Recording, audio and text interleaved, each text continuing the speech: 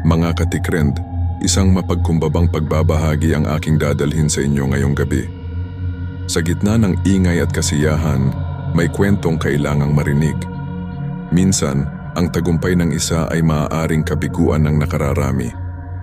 Ngunit sa kabila nito, may pag-asa pa rin tayong matatagpuan. Hindi man perpekto ang ating sistema, tayo ay may kakayahang magbago at bumangon. Ang bawat boto ay boses ng mamamayan. Ang bawat desisyon ay daan tungo sa kinabukasan.